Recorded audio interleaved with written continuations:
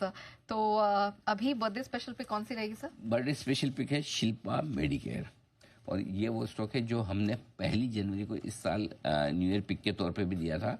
अच्छा प्रदर्शन किया खराब बाजार में भी, और पहला टारगेट उस समय हमारा जो था 975 का वो अचीव भी किया। दूसरे का मुझे याद नहीं किया, बट एनीवे अभी आपको फिर से 2 से 3 साल के व्यू से आपको इन्वेस्ट करना है। 1125, 1500 और 1800 तक के टारगेट के लिए यहाँ पर खरीदारी करनी है। और कंपनी के 3 कारोबार हैं, तीनों कारोबार में बहुत अच्छी ग्रोथ है। एपीआई, फॉर्मुलेशन और बायोसिमिलर, तीनों बिजनेस काफ़ी बढ़िया कर रहे हैं।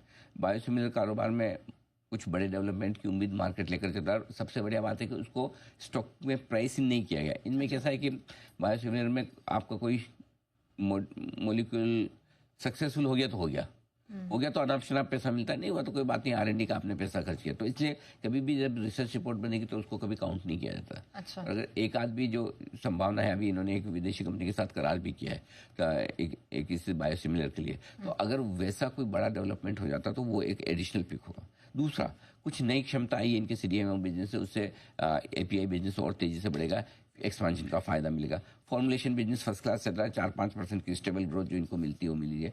मुझे लगता है इस वित्त वर्ष में आराम से कंपनी पिछले साल के मुकाबले में 40-50% अपना कामकाजी मुनाफा बढ़ा लेगी, अच्छी स्ट्रॉन्ग ग्रोथ आएगी। 2 साल में स्टॉक में आराम से दुगना होने की क्षमता रखती है। हो सकता है कम समय ले, हो सकता है 3 साल का भी हो तो इससे ज़्यादा भी तेजी बन जाए। बेहतरीन फार्मा कंपनी है, SIP करनी चाहिए आपको 2 से 3 साल के व्यू से। हर एक 10% फॉल पर आपको और इन्वेस्ट करना चाहिए। मार्जिन्स बहुत स्ट्रॉन्ग है, ऑपरेशनल परफॉर्मेंस कंपनी ने पिछले 6 तिमाहियों से 23 से 25% के मार्जिन्स में रखी है। ROE अगर आप देखेंगे बहुत बढ़िया नंबर्स हैं। डेट रिडक्शन लगातार होता हुआ दिखा है। नेट डेट आपका करीबन 900,000 करोड़ था, घटकर 600 करोड़, 550 करोड़ रह गया है। सो ओवरऑल आप देखेंगे तो ट्रिगर्स काफ़ी हैं कंपनी में आगे बिजनेस के, और रिस्क नीचे की कम है, और एक अच्छा इन्वेस्टमेंट आपके लिए हो सकता है। लेकिन निवेश के लिहाज से खरीदें, ये ध्यान में रखें। रिस्क क्या है? एक महीने में 34% चला हुआ है स्टॉक, तो इसलिए आराम से खरीदें, हड़बड़ी न रखें, जल्दबाजी न करें, आराम से खरीदिए। जब भी नोट करके रखिए, जब भी बाजार का मूड माहौल खराब हो उस समय आपको निवेश के लिहाज से देखना है, ये ध्यान में रखिएगा बस।